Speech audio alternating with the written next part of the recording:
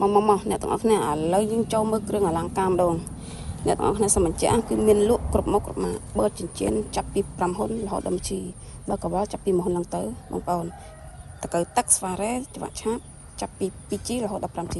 លក់នៅខេត្តព្រៃវែងស្ដាច់ជ្រៃសុកស្វែងតអ្នកទាំងអស់គ្នាហាងមាសមានឈ្មោះស្រុនសុខហ៊ីមបើមិនជឿអ្នកទាំងអស់គ្នាមកដល់កន្លែងទីតាំងបានដែរមានអីល្អមើលចឹងភ្នែកយើងអ្នកទាំងអស់គ្នាយើងមកដល់កន្លែងទីតាំងល្អមើលល្អភ្នែកហើយក៏សប្បាយរស់តាមចិត្តដែរគឺចាប់ពី 2G ឡើងទៅខ្សែកបើសិនជាចិញ្ចៀនកបិលយើងអាចរើសតាមខ្នាតវាអ្នកទាំងអស់គ្នាគឺមានចាប់ពី1ហ៊ុនរហូតដល់5ហ៊ុនរហូតដល់ G អ្នកទាំងអស់គ្នាគឺសប្បាយភ្នែកមើលមកអត់ថាបងប្អូនមកគឺឆាតចូលផេកនឹងទៅតាមលេខទូរស័ព្ទដែលយើងដាក់នៅខាងលើគឺយើងមកដល់កន្លែងហាងផ្ទាល់ក៏បានដែរទីតាំងអត់បាក់រអ្នកទាំងអស់គ្នាចេញពីរង្វង់មួយស្វែងតមកគឺមកត្រង់មកដល់កន្លែងទីតាំងគឺផ្សារជ្រៃអ្នកទាំងអស់គ្នាស្វារ៉េ 2G អាចធ្វើបានបើខ្សែដៃជាច្បាប់ឆាបមួយជីកន្លះឬក៏មួយជីគឺអាចធ្វើបានដូចគ្នាសូមបញ្ជាក់ម្ដងទៀតអ្នកទាំងអស់គ្នាកវ៉ាល់ចាប់ពី1ហ៊ុនឡើងទៅអ្នកទាំងអស់គ្នាយើងកំង2ហ៊ុន3ហ៊ុនក៏បានដែរគឺចាប់ពី1ហ៊ុនឡើងទៅអរគុណ